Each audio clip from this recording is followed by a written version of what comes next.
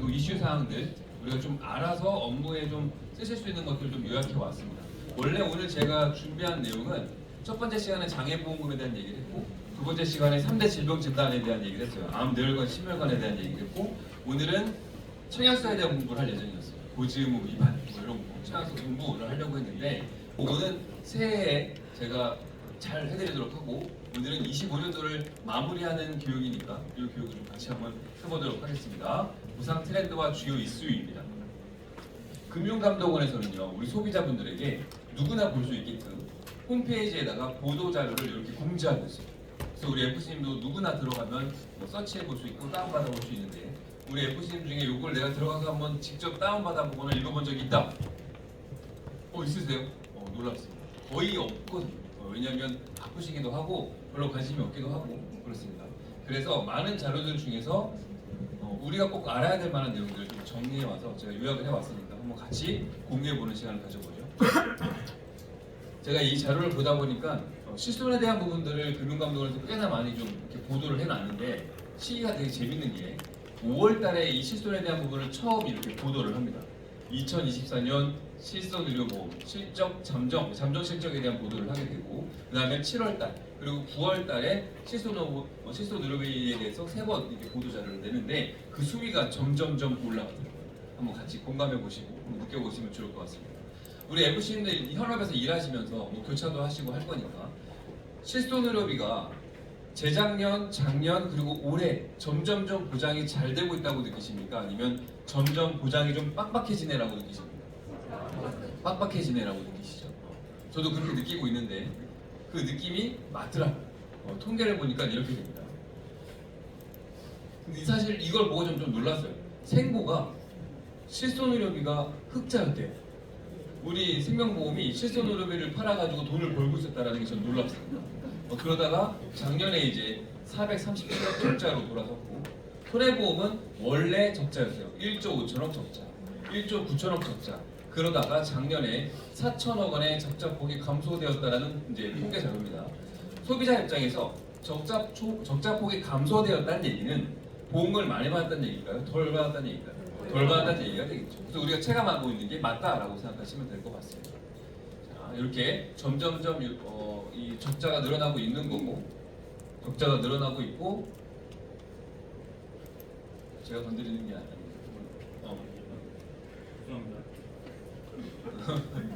제가 뭘 밟아서 그랬죠.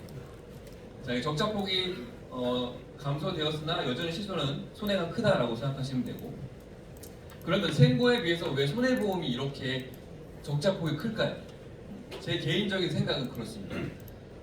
이제 저는 19년 차, 지금 이제 20년 차 이 보상 업무만 하고 있는 직원으로서, 영업은 잠깐만 했습니다만 보험사 다닐 때, 제가 보상 업무를 느끼는 거는 손해보험이 생명보험보다 훨씬 더 공격적이에요.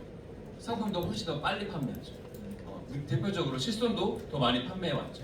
그리고 허혈성 뇌혈관, 심혈관 담보도 훨씬 더 빨리 판매했습니다. 치매보험, 치아보험 모두 다 시장의 마켓쉐어를 먼저 잡아먹기 위해서 손해보험이 먼저 출시를 하고 많이 깔려있고, 간병보험도 마찬가지일 겁니다. 그러면 이게 반대급부로 청구가 훨씬 더 많이 들어오겠죠, 손해보험. 그래서 손해가 높은 거라고 저는 생각을 하고 있습니다. 지난 시간에 두 번째 시간에 우리가 암, 뇌혈관, 심혈관에 대한 공부를 할 때 코드 방식으로 보험금 나가는 거 아닙니다 라고 말씀드렸죠. 그게 더 생명보험보다 손해보험을 더 많이 안 주려고 합니다. 왜? 시장에 훨씬 더 많이 판매되어 있습니다.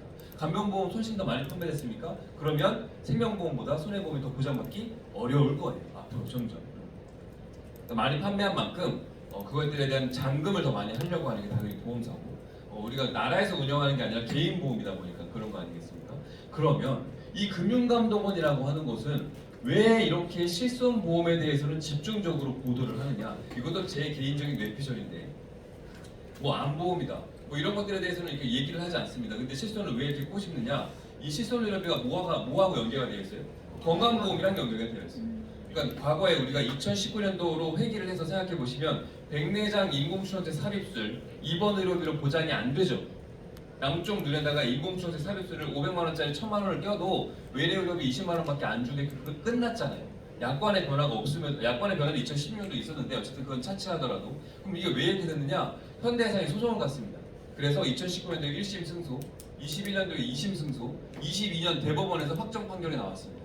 백내장 수술은 입원이 필요 없는 거야 이렇게 나온 거죠. 그래서 그 판례가 우리 실손판을 완전히 뒤집어 버렸어요. 그래서 점점 보장받기 어려워지게 된 거라고 생각하시면 되고, 백내장 환자분들이 2019년도에 너도 나도 할 것 없이 수술을 엄청 했습니다. 그러니까 건강보험료로 우리가 병원비를 많이 부담하게 되죠. 그럼 우리 FC님들의 건강보험료는 어떻게 돼요? 그 다음 해에 엄청 올라가게 되고 실손보험료도 엄청 올라가게 되는 겁니다. 그죠? 이렇게 나라의 경제를 이끄는 건강보험료가 같이 인상이 되다 보니까 이걸 잡기 위해서 정책적으로 이 금융감독원이 제재를 하고 있다고 생각하시면 됩니다. 여기서 말하는 정책이라는 게 되게 중요한데, 보험사의 내부 지침이 아니라 나라에서 정책적으로 막아버리면 착한 놈 나쁜 놈을 구분하지 않는 거예요. 제가 실손에 대한 상담을 할 때 고객들이 똑같은 얘기를 합니다. 병원에서 하라고 했습니다. 병원에서 입원하라고 했습니다. 실손 다 된다고 했습니다. 혹시 서기사님이랑 상담해봤습니다? 해보셨습니까? 라고 여쭤보면 서기사님 상담을 안 해요. 병원을 간다 그러면 그만하면 믿고 그냥 해버리는 거예요. 이거 잘못된 얘기죠. 완전히 잘못된 얘기입니다. 그래서 이런 부분들을 나라에서 정책으로 막아서 이러이러한 것들은 앞으로 좀 강하게 푸시하겠다라고 보도를 하고 있는 거예요. 보험사, 뭐 신한라이프에 있는 직원이, 제가 신한라이프 직원이 아니지 않습니까? 신한라이프 직원이 하는 얘기가 아니라 금융감독원에서 하고 있는 얘기는 우리는 정말 잘 보셔야 되는 거죠. 이게 지침이라고 보셔도 과언이 아닐 만큼 우리가 업무를 함에 있어서 방향성을 잡아주는 자료라고 저는 생각을 하고 있는 거죠. 좀 어떤 의미로 다른 사례를 한번 말씀드려보면, 제가 노원구 중계동 살고 있거든요. 제가 2009년부터 살았으니까 지금 몇 년? 16년 차 살고 있는 거지 않습니까? 거기 살면서 집값의 변화는 거의 없어요. 근데 놀랍게도 올해 정부에서 토지거래 허가구역으로 노도강을 잡아버렸어요. 노원구, 도봉, 강북구. 원래 강남 3구에다가 마용성하면 와 집값 엄청 올라가는 거, 그죠? 근데 갑자기 노도강이, 항상 뉴스는 강남 나오고 집값 안 올라가는 동네 노도강인데 갑자기 토지거래 허가구역으로 잡아버렸어요. 그리고 우리를 나쁜 놈이래. 너네도 안 돼, 허가 받고 집사 이렇게 되지 않습니까? 이거 왜 그래요? 그냥 정책이에요, 그죠? 착한 사람, 나쁜 사람, 집값 많이 올라가는데 집값 덜 올라가는데 구분하지 않고 그냥 서울 다 잡아버리겠어. 이거 아니겠습니까? 이거다. 금융감독원에서 이렇게 실손 의료비에 대한 부분이 너무 좀 과하니까 여러 가지 담보들에 대해서는 우리는 착한 사람, 진짜 선의의 피해자 일단 지금은 안 돼, 다 막아버릴 거야 이렇게 얘기하고 있는 자료들을 제가 설명드리고 있는 거니까 우리 FC님들이 이걸 다운 받아서 꼭 읽어보시고, 자료가 되게 글이 많습니다. 그래서 제가 요약해서만 말씀드릴 거니까 다운받아서 읽어보시고 업무에 활용하시면 좋을 것 같습니다. 자, 그럼 어떠한 청구권들이 많느냐? 비급여 치료죠. 비급여 주사치료제, 영양제 치료 엄청 많이 청구 들어오고요. 도수치료에 대한 치료도 엄청 많이 청구 들어옵니다. 보통 35%가 요거를 차지한다라고 얘기를 합니다. 조금 전에 제가 지하층에서 그 상대생 FC님이 전화가 와서 저한테 이런 걸 물어봅니다. 갱년기에 대해서 비급여 주사치료하는데 이거 실손 보장됩니까? N75.1 보장될까요?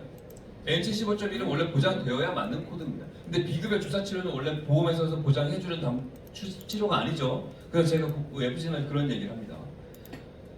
이건 원래 보장이 안 되는 건데 주치의 소견이 있으면 심사 후에 보장되는 경우도 있습니다. 이렇게 제가 안내를 해드립니다. 자, 비급여 주사치료는 주치의 소견이 있으면 좀 보장을 해주는 경우도 있지만 근본적으로는 보험사가 잘 안 해주려고 한다라고 생각하시면 되고, 도수치료도 횟수가 많아지면 보험사가 잘 안 해주려고 한다라고 생각하시면 될 것 같습니다. 그리고 올해 제가 25년도 상반기에 매일 하루에 한 통화씩 받았던 상담 내용이 첫 번째 이겁니다. 퇴행성 관절염에 대해서 무릎 줄기세포 주사치료, 그리고 남자분들 전립선 비대증에 대한 신의료 기술이 나와가지고 결찰술 리줌 시술이라는 게 있습니다.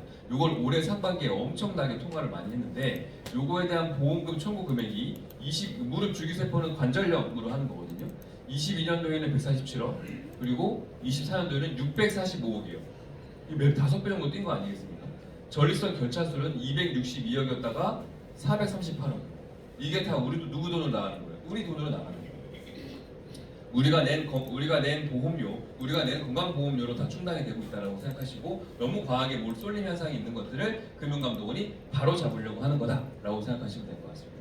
자, 그럼 어디 병원들에서 집중되고 있느냐? 동네 병원 의원급에서 집중되고 있다. 얼마나? 66%나 이 동네 병원에서 발생이 된다. 상대적으로 종합병원과 상급종합병원은 20%밖에 청구드리고 있지 않다라고 보도하고 있습니다. 이 보도 자료를 통해서 제가 만약에 FC라면 고객한테 할 말은 그거인 것 같아요. 실손의료에 대해서 된다 안 된다라고 얘기하기는 어려워요. 심사 후에 결정되는 거예요. 하지만 지금 분위기는 얘기해 줄 수 있겠죠. 나라에서 이렇게 정책적으로 좀 막고 있고 너무 과하게 의료 쇼핑을 하고 있다 보니까 보험사가 좀 강하게 푸시를 하고 있습니다. 그래서 동네 튼튼 병원, 21세기 병원, 프랜차이즈 병원에서 만약에 수술을 원했다면 그 병원에서 수술을 하시기보다는 종합병원이나 상급종합병원까지 가는 좀 너무 힘들죠. 종합병원 정도 가서 한번 진료 한번 보시고 여기에서도 그 수술을 권하고 입원을 해야 된다면 이 병원에서 치료하는 게 더 좋지 않을까요? 라고 저는 컨설팅을 할 것 같아요. 그때 선택은 고객이 하는 거예요. 된다 안 된다는 우리가 얘기할 수 있는 부분은 아니다. 왜? 나라에서 정책적으로 막아버리고 있기 때문이죠. 약관은 줘야 되는 건 맞는데 감독원에서 주지 말라 그러면 답이 없는 거예요. 올해 상반기 이 내용이었고 이 강의안을 만들기 전에 우리 FC님 제가 오래 뵀습니다만 제가 항상 강의를 해오던 내용 중에는 이 8가지가 있었습니다. 이게 25년도 이전에 제가 보장받기 어려운 8가지 실손 의료비 담보 치료 내용들이니까 이 8가지는 고객들이랑 상담할 때 무조건 됩니다라는 얘기를 하시기보다는 제가 조금 전에 말씀드렸던 화법처럼 종합병원 진료를 한번 보시는 게 어떻겠습니까? 종합병원 진료를 보시고 종합병원에도 꼭 치료를 해야 된다라고 하고 꼭 입원을 해야 된다면 동네 병원이 아니라 종합병원에서 치료하는 게 어떨까요? 라고 권하라는 이 8가지 내용이었습니다. 하나씩 좀 설명해 드릴게요. 첫 번째, 도수치료입니다. 도수치료는 다 아시잖아요. 그죠? 횟수가 많아지면 보험사가 그 조사를 대응을 하기 시작합니다. 통상적으로 보험사가 횟수를 어느 정도로 인정해 주느냐? 한 20회 정도. 20회 정도는 그냥 서류로 보험금을 주는 경우들이 많습니다. 20회가 넘어가면 이제 조사가 나오기 시작을 한다. 조사가 나온다는 건 보험금을 준다? 아니요. 안 주기 시작을 하려고 나오는 겁니다. 과하다라는 거고. 백내장은 이거 다 알고 계시죠? 이제 아예 안 나오죠. 이제 입원으로 안 준다라는 거예요. 포인트는 뭐냐? 많아지면 안 줘요. 그러니까 정상적이라는 표현이 좀 그렇습니다만 보험사 관점에서, 감독원 관점에서 외래로 통원으로 할 수 있는 걸 입원으로 하면 안 줘요라고 보시면 돼요. 자, 유방에 양성 결절이 있는 여성분 만모톰 할 거예요. 만모톰 시술 받아보신 분들이 계시겠습니다만 만모톰 시술이 입원이 필요할까요? 필요 없어요. 근데 병원에 가면 입원을 권합니다. 6시간 있다 가세요. 1박 2일 있다 가세요. 300만 원, 500만 원씩 권합니다. 이거 정상적이지 않다는 얘기를 말씀드리는 거고요. 그리고 암이 아니고 갑상선에 양성 종양이 있는 분들이 있습니다. 암은 이렇게 큰 수술을 해야 되죠. 큰 수술을 해야 되는데 양성 종양은 이걸 다 도려내지는 않습니다. 그냥 바늘을 찔러 넣어서 바늘에 100도씨 이상의 열을 내어서 얘를 태워 없애는 고주파 열 치료술이라는 걸 합니다. 바늘을 찔러 내어서 얘를 태워 없애는데 입원을 해야 할까요? 통상적으로 통원이 가능하다라는 말씀을 드리는 거고, 그리고 자궁 분종에 대해서 복강경으로 얘를 잘라 없애는 거는 당연히 마취하고 해야 되니까 입원을 하겠지만 하이프 시술이라고 하는 것들은 자 여기서 나와 있는 좀 생소한 용어들 있죠. 비밸브 교정술, 하이프 시술, 결찰술, 리즘 시술은 제가 핸드폰으로 올려드리면 다운 받으셔가지고 인터넷 서치를 좀 해보셔야 돼요. 이거 기사 엄청 많이 나와 있거든요. 그러니까 보시면 기사라든지 도대체 하이프 시술이 뭔지 이런 것들은 좀 알고 고객들이랑 상담하시는 게 좋을 것 같아요. 왜? 빈번하게 발생되는 거예요. 그리고 고객들은 우리보다 더 많이 알거든요. 본인 거니까. 아셨으면 좋겠습니다. 찾아보시고 이 한 장으로 다 우리가 습득할 수는 없는 거니까요. 자궁근정에 복강경으로 하는 게 아니라 고주파로 얘를 쐬가지고 이렇게 사이즈를 줄여주는 건데 얘도 몸에 칼을 대지 않아요. 그러니까 병원에 가서 그냥 당일 치료할 수 있는 거죠. 근데 강남 가면 1,000만 원씩 받아버립니다. 얘를. 그리고 보험사는 입원이 필요 없는 거야 해서 20만 원밖에 안 주는 거죠. 이게 되게 끔찍한 일이 벌어질 수 있어요. FC님 제가 자궁근정으로 병원을 갔는데 하이프 시술을 권했습니다. 이게 신의료 기술이라고 해서 우리나라 건강보험에서도 그 비급여로 승인해준 효과가 있는 치료는 맞습니다. 맞거든요. 근데 보험사에 청구했더니 20만 원밖에 안 준대요. 1,000만 원을 청구해요. 끔찍한 일이 벌어져요. 더 끔찍한 일은 뭐냐면 사전에 FC님 상담을 했는데 보장이 됩니다라고 우리가 얘기를 했다고 생각해보세요. 그러면 아주 식은땀 나는 일이 생깁니다. 당신이 준다고 했잖아, 당신이 된다고 했잖아, 이 얘기를 들으셔야 된다고요, 그죠? 그러니까 최소한 그런 일이 벌어지지 않으려면 고객님 이런 게 좀 어렵습니다. 사회적인 분위기가 이렇고 얘는 보험사가 잘 안 주려고 하니까 신중하게 선택하셨으면 좋겠어요. 이렇게 했는데도 불구하고 본인이 했어? 이건 당신 책임이죠. 자, 그리고 남자분들 전립선 비대증이라는 게 있죠. 남자분들은 다 아시잖아요. 거기 소변이 나오는 소변줄이 비대해져서 얘를 잘라줘야 돼요. 잘라줘야지 소변이 잘 나오고 이렇게 일상생활에 불편함이 없거든요. 그래서 원래는 요도에다가 내시경을 넣어서 비대해진 전립선을 잘라줘요. 칼로 잘라주고 드러내면 완치가 됩니다. 근데 얘는 여러 가지로 좀 아무래도 칼을 대다 보니까 후유증도 있고 좀 불편하기 때문에 잘 안 하려고 합니다. 신의료 기술이 나와서 얘는 급여가 아까 조금 전에 말씀드렸던 급여 치료는 한 100만 원에서 500만 원이면 돼요. 그런데 신의료 기술이 나왔습니다. 이것도 건강보험공단에서 승인을 해준 건데 결찰술. 결찰술은 뭐냐면 당겨주는 거예요. 우리 그 리프팅 치료하잖아요. 리프팅 실 리프팅하고 뭐 이렇게 하는 것처럼 비대해진 전립선을 칼로 도려내지 않고 의료용 철사로 이렇게 리프팅을 양쪽에서 당겨주는 거예요.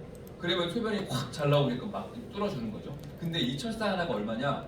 200에서 500이에요. 하나에. 그러면 이게 한쪽만 뽑습니까? 양쪽 뽑아야지. 그럼 두 개씩 뽑으면 얼마예요? 뭐 1,000만 원, 2,000만 원 이렇게 나오는 거예요. 1,000만 원, 2,000만 원 써도 보험사가 20만 원밖에 안 준다라고 생각하시면 돼요. 그리고 새롭게 또 등장한 게 나옵니다. 리즘 시술이라고 해서 얘는 땡기는 게 아니라 수증기 같은 걸 넣어가지고 쪄서 없애는 거예요. 그 인터넷 검색해 보시면 나올 거예요. 제가 되게 쉽게 표현을 해드린 거야. 쪄서 없애는 거. 그러니까 몸에 피해가 좀 적겠죠. 도려내는 게 아니니까. 요것도 500에서 1,000만 원씩 받기 시작을 합니다. 보험사는 과하다. 입원이 필요 없는 거야 라고 해서 20만 원밖에 안 주는 거예요. 그리고 여기 부비동염이라는 게 뭐냐면 축농증이라고 보시면 돼요. 부비동염으로 치료할 수 있는 건 합의갑계 절제술이라고 하는 급여가 치료되는 그 나라에서 요양급여로 치료할 수 있는 방법이 있는데 병원에 이비인후과에 가면 어떤 치료를 하느냐 이 부비동염에 대한 치료를 하면서 비중경 망곡증이라고 해서 우리 코뼈가 일자로 그 성형수술한 사람들이랑 다 일자겠지만 대부분 이렇게 딱 휘어 있단 말이에요. 휘어 있어서 오른쪽 콧구멍과 왼쪽 콧구멍의 구멍이 다 달라요. 그러면 여기에 그 공기가 잘 통하지 않으니까 염증이 생기겠죠. 염증이 만성화되면 뭐가 돼요? 축농증이 되는 거예요. 비염 갔다가 축농증이 되는 거죠. 그래서 의사가 얘기합니다. 이 휘어 있는 코를 예쁘게 좀 세워주면 이제 순환이 잘 돼서 염증이 좀 없어집니다. 그리고 이용하는 거 코끝을 살짝 세워주잖아? 그러면 더 잘 돼! 라고 하면서 권합니다. 그게 뭐냐? 비밸브 교정술과 재건술이라고 합니다. 비밸브라는 게 이제 콧대라고 그냥 상식적으로 생각하시면 될 것 같아요. 이거는 질병 치료인가요? 미용 목적인가요? 미용 목적으로 본다. 보험사가. 그래서 이 축농증에 대한 수술을 했습니다. 병원비 얼마를 권하는가요? 500에서 800이요. 그러면 영수증을 딱 까보잖아요. 합의밖에 절제술하고 급여 수술은 한 100에서 200밖에 안 돼요. 나머지 500만 원 이상은 다 비급여 치료. 이걸 보험사가 미용 목적으로 안 준다, 안 주려고 노력을 한다라고 생각하시면 될 것 같습니다. 여기 적어놓은 이 8가지에 대해서는 좀 참고하셔서 고객들 상담할 때 유의하셨으면 좋겠다라는 말씀을 좀 드려보고 그럼 8가지만 있느냐? 아니요, 올해 또 추가가 된 게 있습니다. 그 금융감독원에서 보도한 5월달 이후에 7월달 내용입니다. 소비자분들 조심하세요, 유의하세요 라고 하면서 분쟁 조성 사례라고 해서 이 3가지를 넣었는데 이걸 정리해서 한번 같이 공유해보죠. 올해 제가 하반기에 매일 통화하고 있는 내용이에요. 하반기. 조금 전에 무릎 퇴행성 관절염과 남자분들 전립선 비대증에 대한 결찰술은 상반기에 제가 매번 통화했던 거고 하반기에 전화가 안 온다는 얘기는 이제 보험사가 안 주고 있다. 저변 확대가 됐다라고 저는 느끼는 것 같고 이제 하반기에 보험사가 재미를 보기 시작했습니다. 언제부터? 백내장을 재미를 받고 그 다음부터 잡아놨더니 이제 보험사들이 돈을 벌기 시작을 했어요. 아니면 적자가 좀 줄기 시작했습니다. 그래서 우리 이것들도 한번 해보자라고 해서 하반기에 좀 강화하고 있는 것들 허리의 디스크 시술입니다. 이게 꼭 허리만 하진 않죠. 목에도 하고 허리에도 합니다. 자르는 수술이 아니라 주사 넣는 시술이라고 생각하시면 돼요. 그리고 비만 치료, 비만에 대한 수술 그리고 우리 위고비 주사 올해 핫 이슈가 됐죠. 위고비 삭센다라고 하는 주사 치료 그리고 피부 아토피 건조증에 대한 보습 크림에 대한 얘기를 하나씩 해드릴게요. 이걸 누가 하는 거라고요? 보험사에서 한 얘기가 아니라 누가 하는 거다? 금융감독원이 하는 거예요. 그래서 되게 무게감 있게 받아들이셔야 된다라고 말씀을 드려봅니다. 허리 주사 치료 그 이름은 이겁니다. 신경 성형술이에요. 신경 차단술 또는 신경 성형술이라고 합니다. 허리 디스크 환자분들이 이 뒤로 지나가는 디스크가 터져 나오면 추간판 탈출증이라고 하거든요. 이 터져 나온 탈출된 이 추간판을 잘라주는 수술은 여전히 보장해줘요. 그거는 하반신 마취를 하고 수술을 하거든요. 요거는 뭐 1,000만 원에 나와도 보장은 해주더라고요. 그런데 그 수술까지 하기 전에 보통 주사 치료를 많이 하지 않습니까? 이 주사 치료를 우리는 신경 차단술 또는 신경 성형술이라고 하는데 병원에 가면 이렇게 얘기합니다. 환자분 아직 잘라내기는 좀 아까우니까 나이가 젊으니까 주사 치료 먼저 해보고 그게 안 되면 그 다음에 잘라내죠 라고 권합니다. 그리고 견적을 뽑아줍니다. 150에서 많게는 뭐 강남 가면 300, 400씩 권합니다. 경마외경 신경 성형술이요, 신경 차단술이요, 이름도 되게 다양합니다. 근데 공통점 건 뭐예요? 그냥 주사 놓는 거예요. 주사 치료하는 거. 그럼 이제 환자분들이 병원에 가서 너무 비싸니까 이제 좀 당황스러워하면 상담 숫자를 10개를 해줘요. 그럼 상담 숫자에 뭘 물어봐요? 실손 있어요?를 물어봅니다. 이게 바로 정답이죠. 그러면 이제 고객이 있습니다 라고 하면 무슨 얘기예요? 됩니다. 보장됩니다. 이게 통원으로 아니고 이거 입원으로 다 됩니까? 아, 네, 됩니다. 우리 병원은 심지어 이런 얘기를 해요. 우리 병원에서 했던 사람들은 다 받았습니다 라고. 그거 검증된 얘기예요. 근데 왜 병원에서는 그런 얘기를 할까요? 팔아 먹어야 되니까. 원래는 어떤 화법을 해야 돼요? 환자분, 저희는 보험사가 아니니까 담당 보험사에 확인하시고 담당 설계사한테 확인하시고 오셔도 됩니다 라고 해야 되는데, 그렇게 하면 환자가 카드를 꺼내다가 아 그래요 하고 그냥 가버리는 거죠. 그러니까 다 돼요 라고 해버리니까 바로 결제를 받아버리는 거죠. 이건 장사예요, 장사. 실제로 거의 못 받는다고 보시면 돼요. 거의 안 주고 있다라고 보시면 돼요. 한 90%는 받기 어렵다고 보시면 되고, 이 금융감독원 보도자료도 무슨 얘기를 하고 있습니까? 신경 성형술은 입원 필요성이 인정되지 않을 경우에는 통원 의료비 한도로만 보상될 수 있으니 유의하세요라고 금융감독원이 보도한 자료. 보험사가 한 얘기가 아니에요. 그렇죠? 실제로 보장받기 어렵다라고 보시면 돼요. 우리 FC들이 고객들한테 무슨 얘기를 합니까? 그리고 병원에서 환자한테 무슨 얘기를 합니까? 6시간 동안 병원에 있으면 입원으로 처리해 줍니다. 이 얘기했죠. 그죠? 이게 어디서 나온 거냐면 백내장 안과에서 장사를 한 거예요. 안과에서 환자들을 유치해가지고 엄청나게 돈을 법니다. 그죠? 그래서 뭐에 건물 올리고 자녀분들 막 해외 연수 보내고 그죠? 이렇게 했더니 이제 정형외과 선생님들도 이렇게 좀 해보려고 노력을 하고, 다른 선생님도 이렇게 산부인과 선생님 노력을 하고 이렇게 하는 거 아니겠냐라는 건 제 개인적인 내피셜입니다. 이건. 자, 그래서 보험사 약관대로 일하지 않는다고 제가 말씀드렸죠.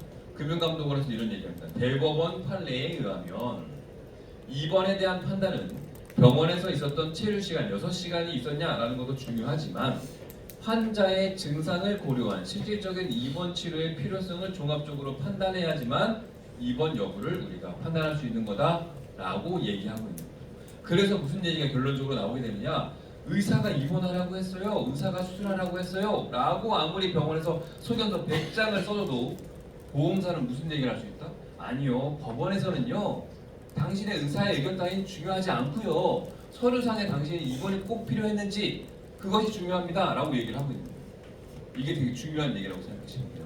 그래서 보험사가 바라보는 입원이 필요한 상태는 어떤 상태이냐? 포인트는 이겁니다. 부작용이 있었습니까? 합병증이 있었습니까?가 포인트예요. 정상적인 치료를 하고 나왔는데 이게 입원이 필요 없다라고 생각하면 착한 놈 나쁜 놈 따지지 않고 그냥 다 안 주는 거예요. 제가 집이 지방이라서 뭐 왔다 갔다 할 수 없고요. 집에 가면 저 혼자라서 밥을 차려 먹기 힘들어서 저 입원해야 돼. 이렇게 얘기하는 고객들도 상당히 많아요. 그게 말도 안 되는 얘기 아니겠습니까? 자, 아까는 목하고 허리 말씀드렸고, 어깨나 무릎 관절에 많이 맞는 치료가 뭐냐면 핀즈라고 하는 통증 주사 치료 있어요. 이것도 비급여를 할 때 비쌉니다. 뭐 20만 원, 30만 원씩 하거든요. 근데 이게 문제가 뭐냐면 한 번으로 안 끝나요. 한 10번씩 맞아야 된다는 게 문제죠.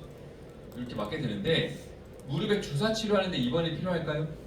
필요 없어요. 어깨 주사하는데 무슨 입원이 필요하냐는 거죠. 근데 횟수가 많아지니까 입원을 권해서 한 일주일 입원해서 이거 한 10번 맞아버리고 200만 원 첨부 이렇게 만들어주는 거예요. 병원이.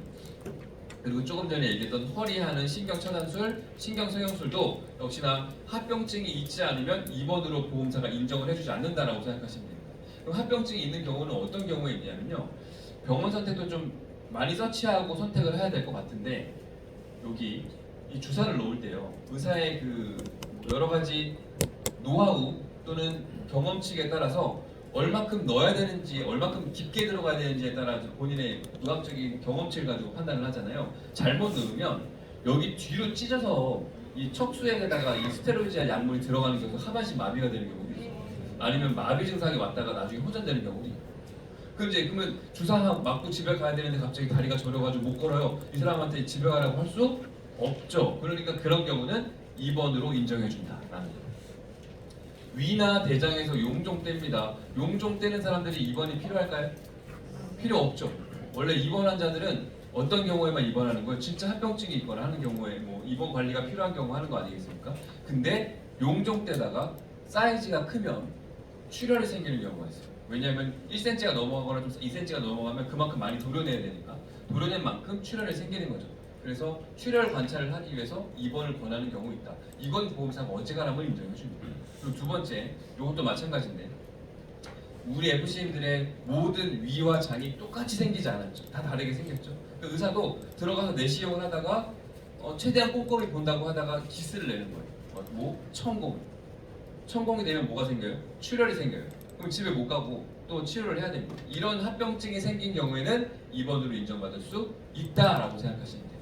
하지만 반대로 생각해보면 아무런 합병증이 없는 치료다, 상황이다, 그러면 입원으로 인정되지 않는구나 라고 생각하시면 될 것 같습니다. 요거 천공 얘기했으니까 요거랑 좀 다른 얘기지만 많이 물어보시는 것 중에 이게 있어서 한번 제가 여쭤보죠. 대장 내시경을 하다가 용종을 딱 떼야 되는데 용종을 잘 뗐는데 거기에 출혈이 심하게 나서 한 2, 3일 입원을 했어요. 요건 의료 과실일까요? 아닐까요? 위 내시경을 하다가 위에 구멍을 살짝 뚫어가지고 출혈이 생겼어요. 요거는 의료 과실로 병원에다가 소송을 할 수 있을까요? 안 되죠? 안 됩니다. 우리가 그 동의서 쓰는 거 있어요. 수면 마취 동의서, 뭐 내시경 동의서에 보면 다 써 있어요. 그래서 그거 잘 읽어보고 하셔야 되는데 사실 이 정도는 의사도 내가 하는 일이 아닌 이상 이런 건 있을 수 있어요. 이것도 못하게 해? 아 그럼 나 안 할 거야? 이렇게 되는 거죠. 의사에게 어쨌든 의료 처치에 대한 면책 특권을 주는 거라고 생각하시면 될 것 같아요. 거기에 뭐 죽을 수 있어요라는 안 써 있잖아요. 그 정도는 아니지만 잘 써보고 잘 읽어보셔야 된다. 왜 우리 그 해외여행 가가지고 뭐 번지 점프하면 써 있잖아요. 죽을 수 있어요, 뭐죠? 그거 쓰고도 뛰잖아요, 그죠? 근데 그게 왜 사고야? 내가 죽을 수 있어 뛰는 건데. 이런 개념이라고 보시면 될 것 같습니다.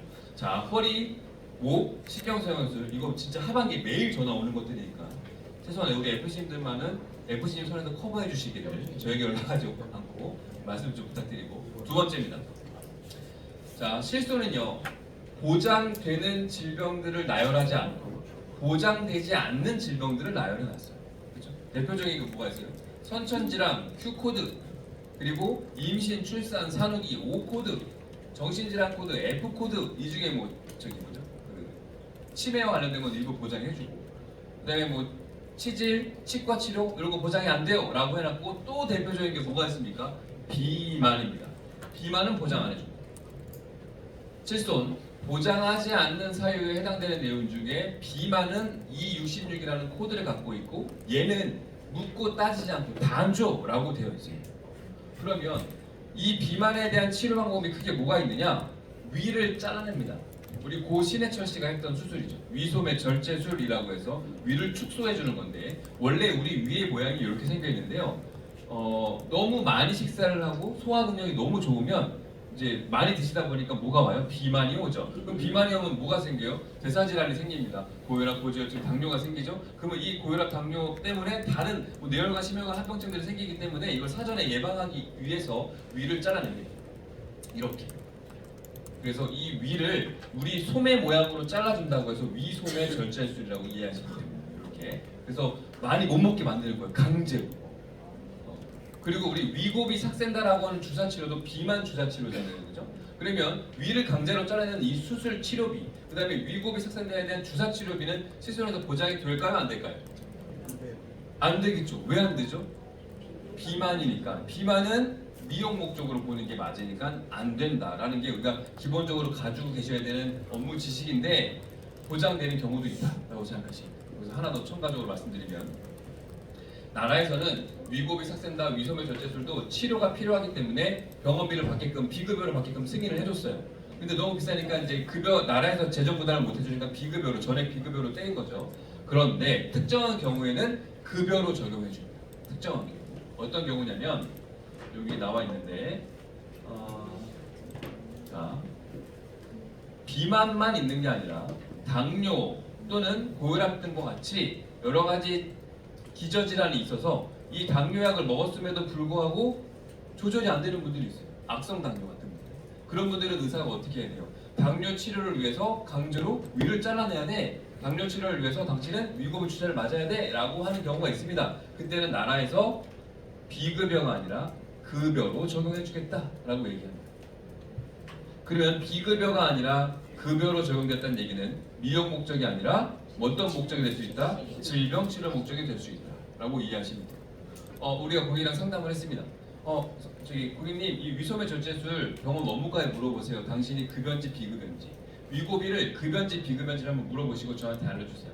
비급여라고 합니다. 그럼 우리 무슨 안내를 하면 돼요? 비급여는 비만 치료고 비만이 미용 목적으로 보기 때문에 이건 보장이 안 돼요 라고 안내하시면 되고, 급여로 됐다는 얘기는 당신이 혹시 고혈압, 당뇨 같은 것들이 있습니까? 그거에 대한 치료 목적으로 처방이 된 거니까 이걸 한번 청구해 보시죠 라고 권해 볼 수 있습니다. 근데 우리가 하면 안 되는 얘기는 뭐예요? 됩니다라는 얘기는 뭐예요? 금융감독원이라고 하는 기관은 권고를 하는 기관이라고 보시면 돼요. 법원에 가서 법원에서 줘 말아를 결정하는 거고, 금융감독원은 보험사에다가 줬으면 좋겠어 라고 권고를 하는 기관이다 보니까 이 자료만 가지고 보험사가 다 말을 듣지는 않는다라고 생각하시면 돼요. 근데 10명 중에 한두 명이라도 우리 고객 중에 우리가 알려준 정보로 아니면 내가 청구해줘서 보장을 받아들인다면 추가 계약의 기회는 또 생기는 거 아니겠습니까? 그렇죠? 항상 보장 이외에 신계약은 나올 수 있다는 가능성을 꼭 가지시고 보장 청구를 많이 해주시고 열심히 해주셨으면 좋겠어요. 제가 그것도 많이 경험을 하고 있으니까. 자, 그러면 이 위소매 절제술을 말씀드렸고, 이게 실손 의료비에 대한 부분을 말씀드렸는데, 따라서 나오는 게 바로 특정 질병 수술 특약이라는 게 있어요. 우리 생명보험은 뭐 종수술이 있고 특정 딴 얘기인데, 우리가 종수술의 대표적인 특약이 3종, 5종, 7종 이 종수술 특약이 있죠. 그리고 손해보험은 N대 수술비 특약이라고 해서 뭐 120대 뭐 이렇게 수술비 특약이 있습니다. 이건 개인적인 주관적인 판단일 수 있으나 FCTK 한번 여쭤보죠. 이 N대 손해보험의 N대 수술비 특약과 생명보험의 357 이 종수술 특약 중에 어떤 게 더 좋다고 느끼십니까? 종수술이 더 좋다고 느끼십니까? 종수술은 보장받는 금액이 자잘하죠. 자잘합니다. 근데 손해보험은 어때요? 500만 원, 1000만 원 이렇게 보험금이 꽤 큽니다. 그럼에도 불구하고 저도 종수술이 훨씬 낫다라고 저는 느끼고 있는 거예요. 제가 생명보험 출신이라 그런 건 아니고, 저도 이제 이런 거죠. 어떤 특약을 먼저 준비시키냐라고 저에게 물으시면 종수술은 기본이고 거기에 준비가 끝나면 엔데수술비를 가입시키는 게 맞지, 거꾸로 엔데수술비를 먼저 준비시켜놓고 종을 나중에 아예 안 넣는 건 사실 고객을 위한 건 아닌 것 같아요. 이렇게 좀 생각을 해봅니다. 가장 큰 특징의 차이점은 뭐냐면, 종수술은 수술의 방법에 따라서 보장을 해줍니다. 그 병명이 중요한 게 아니고, 내시경으로 수술했습니까? 1종이요. 유방을 절제했습니까? 2종이요. 뭐 암 수술했습니까? 3종, 5종, 7종이요. 이렇게 수술의 방법에 따라 약관상 수술 분류표를 보장해 그 약관이 만들어져 있는 거고, 이 특정 질병 N대 수술비 특약의 포인트는 뭐냐? 정말 그 병명에 대해서 직접 치료 목적일 때 보장을 해주는 거예요. 이게 되게 어려워요. 직접 치료 목적의 수술. 이게 별거 아닌 단어가 계속 우리의 뒷다리를 잡고 있는데, 이걸 말씀하시면 바로 알게 되실 거예요. 암 환자분들이 병원에서 항암 주사를 맞아요. 그럼 면역력이 훅 떨어집니다. 백혈구수준 훅 떨어지고, 그럼 어디 가야 돼요? 요양병원에 가셔야 돼요. 그 요양병원에 가서 면역 주사 맞고 몸 다시 만들어 와서 다시 또 항암 주사를 맞습니다. 그러면 이 주치료병원, 그러니까 여기 근처에 강북상선병원에서 항암 주사 맞을 때 2박 3일 있다 치면 이거 암이몸이 주죠. 암이몸에 다 주거든요. 근데 요양병원에 가서 한 달 동안 몸을 만들려고 누워 있습니다. 그 치료합니다. 이거 암이몸이 줍니까? 왜 안 줄까요? 직접 치료가 아니라서 안 줍니다. 그러면 이 암 환자분들이 암 치료를 하고 나서 몸이 힘들어서 요양병원에 있는데 이분들은 암이 아니면 왜 거기 가 있어야 됩니까? 말이 안 되는 얘기죠. 근데 이 소송이 대법원까지 가서 보험사는 이겨버렸어요. 암에 대한 직접 치료란 암을 잘라내거나 항암 치료랑 방사선 치료 하는 것만 암에 대한 직접 치료고, 암 치료 이후에 생긴 합병증의 치료는 직접 치료를 볼 수 없다. 보험사가 이겨서 암이몸비를 안 주는 거예요. 여기서 말하는 직접이라는 단어가 되게 힘든 얘기죠. 자, 여기 직접이라는 단어가 나오죠. 제가 이 사건을 가지고 말씀드려보면 11대 질병 수술비는 11대 질병 안에는 당뇨라는 게 들어옵니다. 당뇨라는 질병에 대한 직접 치료 목적의 수술을 했을 때 보장을 해줍니다라고 되어 있거든요. 당뇨라는 병은 어디서 생기는 거냐면 우리 췌장에서 인슐린을 과다 분비하거나 분비하지 않아서 당뇨가 생기는 거예요. 그러면 당뇨라는 병이 생기는 그 췌장이라는 기관에다가 수술을 해야지만 보장이 되겠죠. 근데 우리 FC님들 주변에 당뇨 환자분들 있을 거니까 당뇨 환자분이 췌장 수술했다는 얘기 들어본 적 있으세요? 없죠. 그러니까 보장받기가 어려운 거라고. 500만 원 주면 뭐하고 1000만 원 주면 뭐예요? 보장이 안 돼요. 근데 종수술은 다르잖아요. 당뇨라는 병이 중요한 게 아니라 네가 어떤 방법을 했냐에 따라서 10만 원, 20만 원, 50만 원 계속 받을 수 있는 거니까 종수술을 먼저 가입하시는 게 먼저다라고 저는 개인적으로 말씀드려본 거고요. 자, 그러면 위를 잘라내는 수술을 해도 아까 말씀드린 것처럼 당뇨에 대한 직접 치료가 아니라서 보장이 안 되겠죠. 간접 합병증 치료 아니겠습니까? 그죠? 그런데 이것도 보장받을 수 있는 사례가 있다. 어떤 경우? 똑같습니다. 아까와 마찬가지로. 비급여는 안 되고 급여일 때는 이 사람은 비만 치료가 아니라 당뇨 치료를 나라에서 인정해 준 거예요. 그러니까 보험사에다가 나는요 나라에서 급여로 적용되는 사람이라 이게 비만 치료가 아니라 당뇨 치료입니다 라고 주장해 볼 하나의 근거가 생겼다라고 생각하시면 돼요. 요거를 가지고 실손 의료비와 그리고 수술비를 한번 싸워보자 라는 소스로 생각하시면 될 것 같아요. 무조건 된다가 아니다 라는 건 좀 참고해 주시고요. 자, 넘어갑니다. 자, 이제 그 MD 크림이라고 해서 이 MD 크림 별거 아닙니다. 메디컬 디바이스 크림이라고 해서 그냥 상처나 오염 방지를 위해서 피부과에서 처방해주는 내용인데 이 사건이 나왔던 포인트는 뭐냐면 이 크림이 하나에 한 5만 원씩 하는 것 같아요. 5에서 7만 원씩. 그리고 제가 이 자료를 만들려고 서치를 했더니 강남 땡땡 의원이라는 곳에서 이런 광고를 하더라고요. 이런 거 판매합니다. 그리고 뭐라고 나왔어요? 실비 가능 이렇게. 그냥 병원들이 다 된다고 강요합니다. 강조한다라는 거죠. 그죠? 근데 보험사는 안 주고 있고 이런 거죠. 자, 우리 보험 약관을 보면 외래제 비용이라고 해서 치료 재료들을 실손의료비로 보장해주게끔 되어 있는 게 맞아요. 그리고 의사가 당신은 아토피이기 때문에 건선이기 때문에 이 크림이 필요합니다. 그래서 이 크림을 하루 가져가면 한 달 동안 쓸 수 있어요 라고 처방을 해주면 보장을 해주는 게 맞습니다. 근데 환자 입장에서 강남까지 왔다 갔다 하는 게 번거로워. 그리고 의사는 좀 친해졌어요. 선생님, 제가 왔다 갔다 하기 번거로우니까 5통을 좀 미리 해주시면 안 돼요? 이런 환자분들 충분히 있죠. 그래서 25만 원을 일단 받아가지고 보험사에 청구를 했더니 보험사에서 20만 원 한도로 주는 게 아니라 5만 원밖에 인정 안 해주는 거예요. 그리고 우리 상담 받을 수 있잖아요. FC님, 내가 이만저만한 상황인데 3개월치 미리 처방받은 거 이거 다 보장받을 수 있어요? 안 될 수 있다라고 얘기하시는 거예요. 이 포인트는 뭐냐면 처방이라는 거에 대한 주체는 환자의 편의에 의해서 너가 원하는 대로 해주는 게 아니라 의사가 그 용도에 의해서 의사가 주체가 돼서 하는 의료행위를 우리는 처방으로 한다. 당신은 한 달치 이 한 통을 쓰세요 라고 의사가 처방을 했을 뿐 한 달 뒤에 당신이 좋아질지 안 좋아질지는 그 다음 와서 다시 한번 체크업하고 그 다음에 더 처방해 줄게. 이게 의사의 원래 본래 목적이죠. 근데 내가 뭐니까 번거로우니까 좀 미리 해주세요 라고 하더라도 보험사는 이거를 한 통밖에 안 줄 거야 라고 얘기를 하고 있는 거예요. 지급이 거절된다라고 보시면 돼요. 또 유사한 사례 중에 뭐가 있냐면 서울에 와서 입원 치료하고 지방에 내려가야 돼요. 그러면서 퇴원할 때 나 퇴원하면서 약을 한 달치 아니고 3개월치 미리 주세요. 이런 거 하는 경우 있어요. 그럼 이거 어떻게 해? 입원 의료비를 싹 누겨서 보험사에 청구하면 그동안 잘 좋았습니다. 근데 이것도 발라내는 보험사들이 이제 나오고 너무 비싼 비급의 약제를 미리 한 6개월치 땡겨버리면 보험사가 이게 정말 의사가 6개월치 처방한 건지 아니면 환자가 요청해서 한 건지를 구분해서 삭감하는 사례들도 있다라고 생각하시면 됩니다. 별거 아닌 것 같지만 이런 상담은 저는 받아요. 우리 FC도 받을 수 있다는 가정하에 이게 무조건 이걸 모르면 무조건 돼요라고 얘기가 나가기 정말 쉽습니다.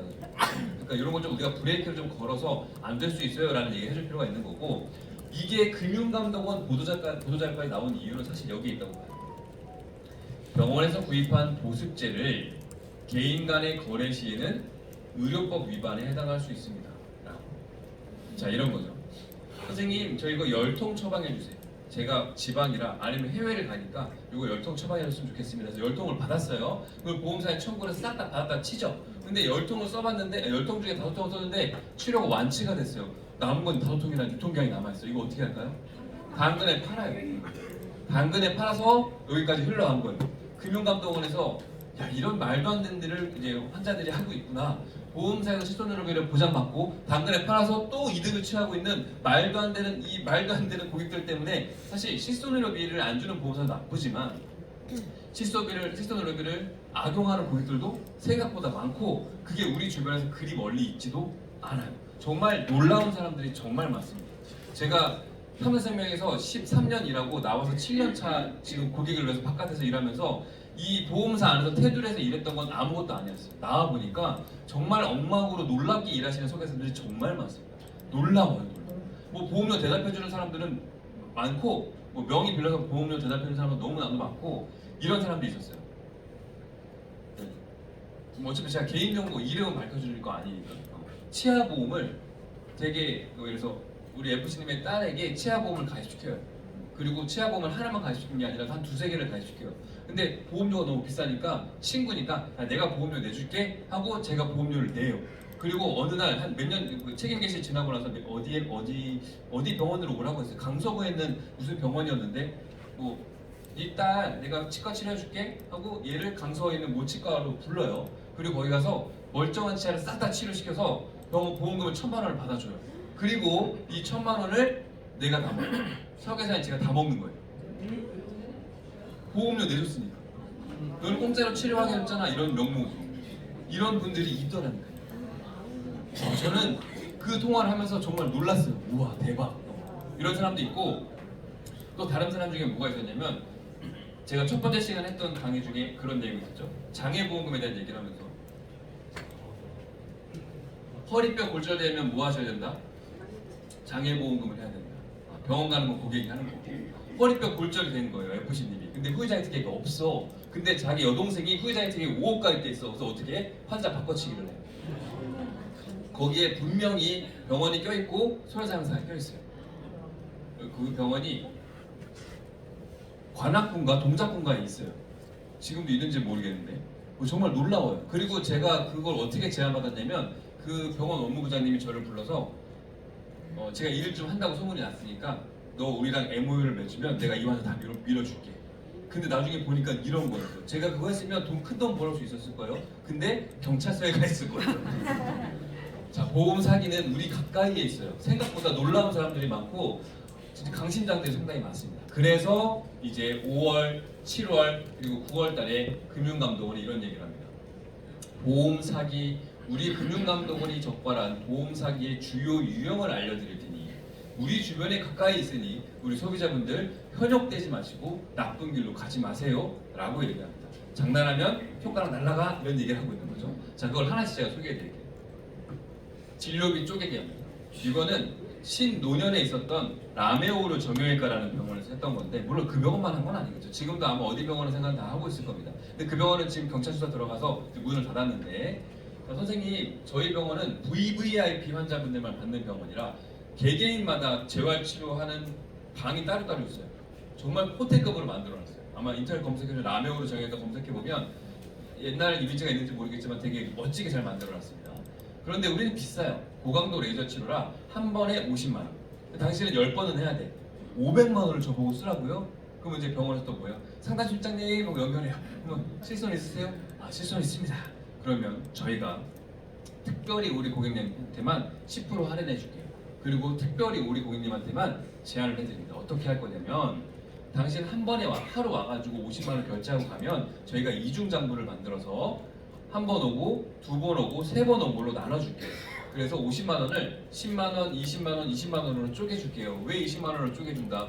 외래 의료비 한도에 맞춰서. 그래서 실손 의료비를 다 커버되게 만들어줄게요. 우리 고객님에게만 특별히.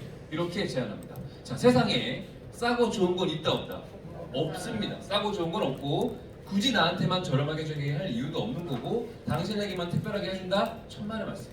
그 병원이 왜 잡혔게요? 정말 그 사람 한 명만 했으면 보험 사기로 안 잡혔죠. 오는 환자보다 다 해줬거든요. 입소문이 나니까 다 그 병원을 몰리기 시작을 합니다. 그래서 경찰에 들어오고, 보험사에 들어오고, 보험사에 이걸 적발하게 돼서 이제 수사까지 들어가서 문 닫게 되는 겁니다.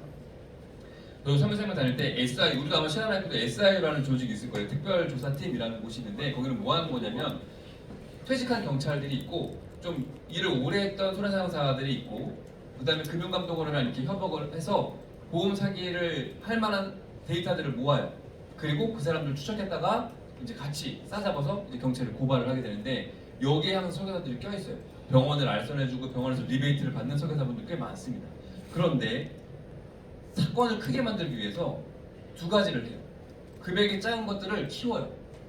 그리고 이 사람이 보험 사기인 거 알지만 보험금 입금해줍니다. 왜 그러냐? 보험 사기 미수범은 얼마 못 살아. 근데 보험 사기범, 그 보험금을 입금해주면 이건 보험 사기 범이 되기 때문에 형량이 커지는 거예요. 그리고 경찰서, 강남경찰서 가서 형사님 이거 1,000만 원짜리 사건인데요. 그러면 형사가 쳐다볼까요? 바로 쳐버리지. 그죠? 형사님 이거 1,000억짜리 사건인데요. 그러면 이제 팀을 꾸리기 시작하는 거예요. 그래서 오래 사기쳤는데 안 걸렸어. 이거 안 걸린 게 아니고 한꺼번에 대기하고 있는 거예요. 우리가 백내장 보험 사기 했을 때 우리 고객들 주변에서 혹시 그 경찰서에서 막 날라왔던 거 아세요? 진술서 쓰라고 나오고 조사받으러 오라고 했던 거 혹시 주변에 보셨습니까? 꽤 있었죠. 그때 꽤 있었어요. 강남에는 여러 병원에서 그렇게 장난질을 많이 했거든요. 그래서 제발 제가 정말 우스갯소리로 그런 말씀드려요. 보험 사기를 하려면 100억 정도 하시고 그리고 우리나라를 떠나시면 돼요.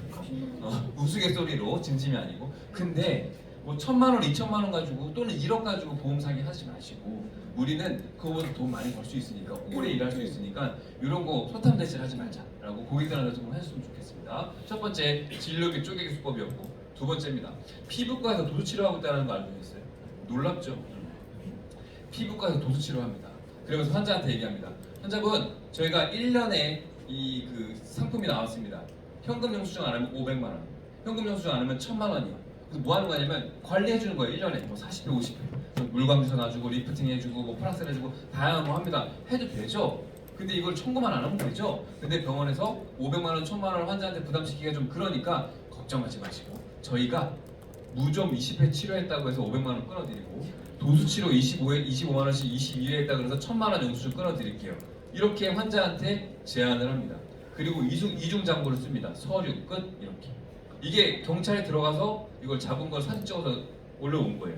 그래서 얘기하기를 서류 끝은 허위 발급을 의미하는 거다라고 걸린 겁니다. 그래서 우리 주변에 있는 것들이 실제로 있다. 자 그리고 요거 과거에는요 암 환자분들이 입원 치료하고 있는 요양병원은 조사를 잘 하지 않았어요. 그냥 암의 특성상 그런 분들은 여러 가지 합병증들이 생기니까 그 사람들이 맞는 주사는 면역 치료는 좀 줬어, 영양제 좀 줘 이렇게 했는데 어떤 장사가 생겨났느냐? 요양병원이 요즘에 되게 비싸요. 한 달에 뭐 간병비 쓰면 300에서 500까지 한단 말이죠. 근데 이제 암 환자분들은 인생의 거의 끝에 와 있다 보니까 이제 병원의 제한에 넘어가는 거예요. 환자분 우리는 한 달에 300이에요, 한 달에 500이에요 라고 했는데 제가 이제 병원비가 없습니다. 그러면 또 실손이 있으세요? 라고 물어보고 이런 제안합니다. 저희가 면역 주사 치료제를 이렇게 허위 처방을 낼 거예요.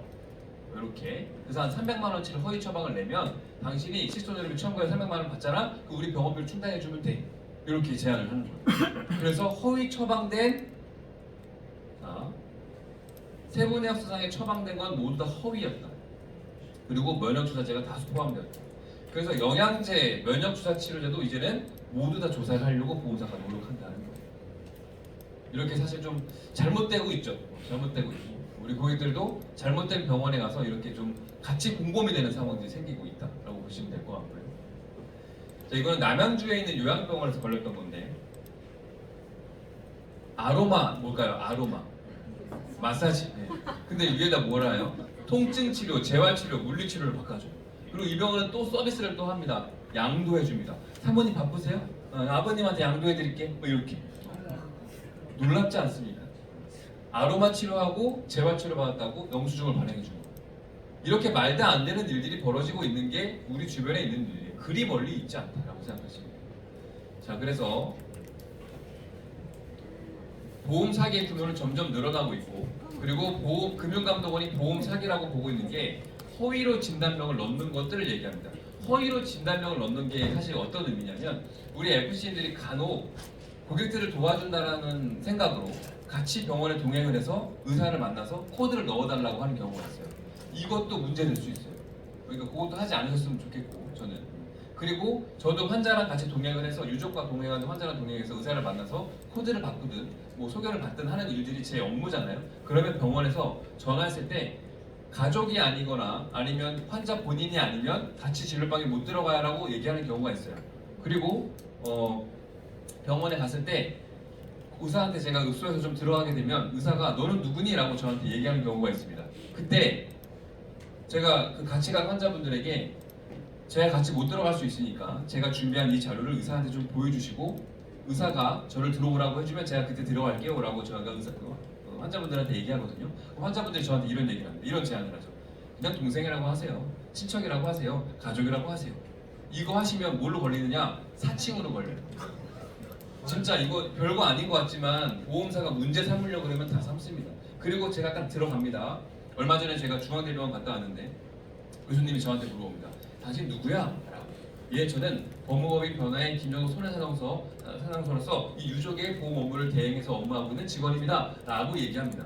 그리고 나서 제가 그날 외래기록書출력합니다. 뭐라고 써있느냐? 그대로 써있어요. 법무법인 변화의 김정도 손해사상사 환자 동행함, 소견서 요구하여 발급함. 이게 맞는 거예요. 근데 거기에 제가 저 삼성환자 직원인데요. 그러면 직원 사칭으로 저는 문제돼요, 법적으로. 그러니까 우리 FC님들 그게 고객을 도와주는 일이 아니라고 꼭 생각하셨으면 좋겠습니다. 그렇죠? 아시겠죠?